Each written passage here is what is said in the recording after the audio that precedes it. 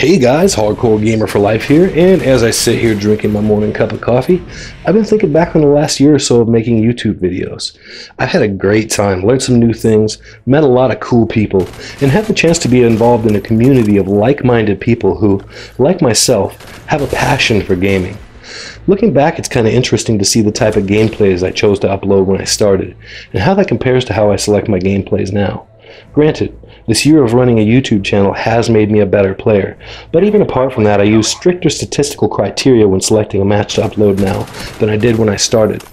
Early on, I tended to focus on seemingly lost cause games where I pull out a surprise comeback in the end, or games where I might be doing a full-out rush and getting like 14 to 17 deaths in a 30-kill free-for-all. Seems like somewhere along the way, I got infected with this notion that runs through the Call of Duty community in general, and especially the YouTube Call of Duty community, that an impressive score is necessary for an entertaining gameplay video. The semi-anonymity of being just another username online seems to foster an attitude in many of, "Oh, I eat bullets for breakfast and shit Call of Duty excellence every evening. If it doesn't have at least a 10 KDR and end with a 360 no-scope collateral all-pro dual headshot wall bang from across the map, there's no reason to post it." The fact is, unless you're someone like Sandy Ravage or one of those other few rare players who almost never seem to have a bad game, the majority of us, let's get real here, have our good games and our bad games. Now, it's natural to want to post your best games. I just think that we, as directors, need to be careful to make the distinction between good gameplay and entertaining gameplay, and not hold ourselves to unrealistic standards. Ultimately, we're here making YouTube videos to entertain people, not to show off. If that showing off is entertaining, that's one thing, Sandy Ravage. But if it's just showing off for its own sake, too many people are doing it, that's not the way to set yourself apart from the crowd. I know it sounds cheesy, but just be yourself. There's no one else in the world exactly like you, and everyone has something unique that they can share if they put their mind to it and they really want to. The people who are really going to advance the evolution of this community are those who take the time to be creative and think outside the box. I try to always pose an interesting topic for debate, so if you guys have any opinions you'd care to share, please leave me some comments letting me know what you think on this one. This gameplay is a free-for-all on array using the M16 assault rifle. The kill streaks I'm using this round are Valkyries, Blackbird, and Dogs. The reason I actually chose my opening topic in this commentary was because I considered not using this video because I'd die 7 times. Despite that, I found the game to be entertaining both during play and watching it after the fact, and I realized that perhaps I'd become a bit too focused on stats over entertainment. I especially like my kill streaks set up here. The Valkyries are a lot of fun and remind me of the guided rockets from that 007 Nightfire game. And the SR-71 makes it easy to get to my dogs, and I love the fact that you can still be out there doing damage as your dogs take their toll on the enemy, unlike the user-controlled kill streaks which take you out of the action somewhat. But as you'll see throughout this gameplay, when I pull out my Valkyries, user-controlled kill streaks can be fun. Instead of the red dot, I'm using a blue dot on the M16. I like the blue dot better because it's more translucent than the red dot, and it also has a better defined center.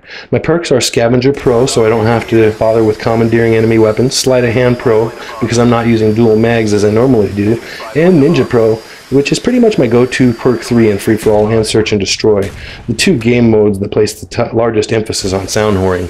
As you can see here, I'm in my Valkyrie kill streak right now, and it's kind of funny. I just met this guy actually on this exact match. His name's Contrail, as he's featured right here, as you can see.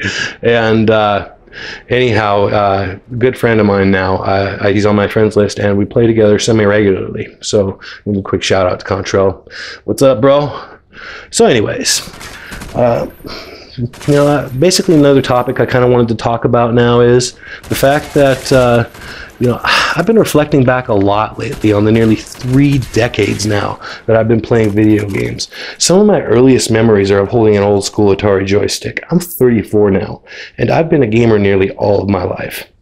Our generation was the first to be introduced to video games at a young age, and as the hobby of gaming grew, it went from being a geek obsession for the first 15 or so years to being almost a badge of coolness, if you will, within certain circles at least. And through that time, it served as sort of a secret handshake among those who, while they might be a very diverse group from all cultures and backgrounds, have one thing in common: gaming. Nowadays, though, gaming has penetrated virtually every strata of modern-day society. From social games on Facebook that have people gaming who never in their life would consider themselves a gamer, to games like World of Warcraft and Call of Duty with huge online communities of hardcore gamers. A 2008 Pew Research study found that 97% of children play video games.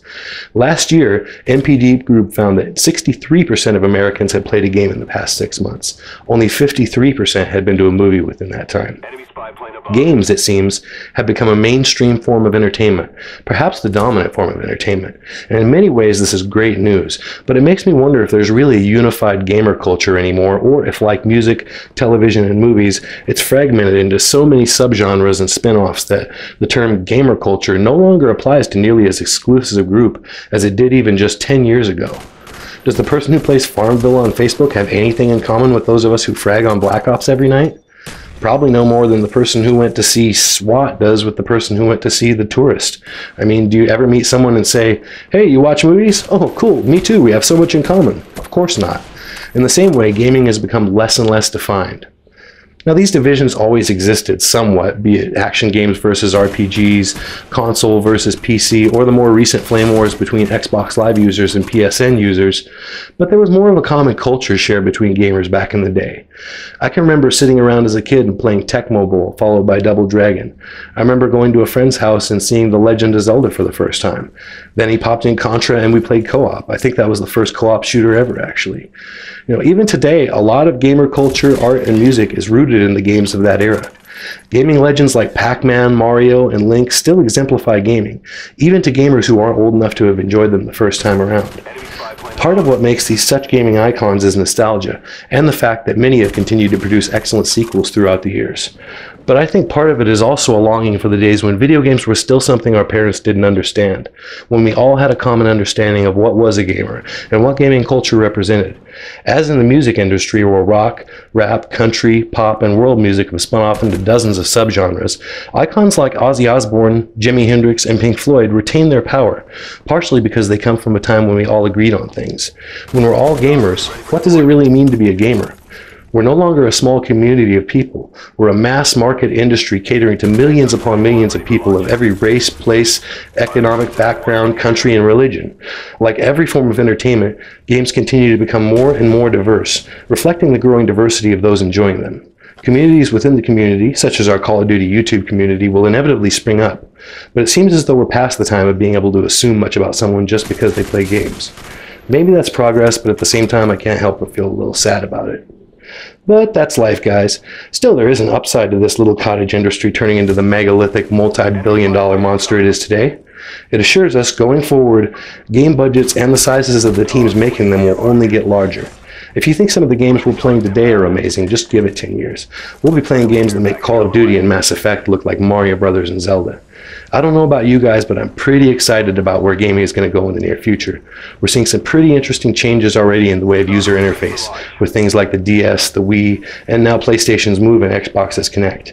It's not my opinion that these are a final destination in controller design, just another step in gaming's evolution, but I am considering getting a Kinect. But I'm going to wait and see how well they support it, though.